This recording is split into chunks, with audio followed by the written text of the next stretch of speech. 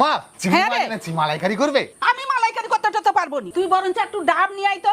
এই চিংড়ি মাছের ডাব দিয়ে ডাব চিংড়ি করব। ডাব চিংড়ি? প্রথমে চিংড়ি মাছগুলো কেটে বেছে ধুয়ে নেব। একটা ডাব কেটে তার মালাই আর জল আলাদা করে নেব। এবার কড়াইতে তেল দিয়ে চিংড়ি মাছ নুন দিয়ে 30 সেকেন্ড ভেজে নেব। মিক্সিতে নারকোল কোড়া, সর্ষে, পোস্ত, কাঁচা লঙ্কা বেটে নেব। ডাবের শাঁসটাও বেটে নেব। সবকিছু বাটা হয়ে গেলে কড়াইতে মাছ ভাজার তেলে পেঁয়াজ বাটা, আদা রসুন বাটা, মশলা বাটা, নুন, হলুদ, চিনি দিয়ে ভালোভাবে কষিয়ে নারকেলের দুধ এবং ডাবের জল দিয়ে দেব।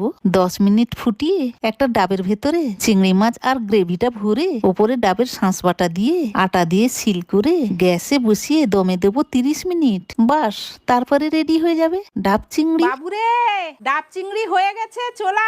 গরম গরম ডাবের ভেতর থেকে চিংড়ি বের করে এই অসাধারণ রান্না উপভোগ করুন সপরিবারে মিলে। দারুণ।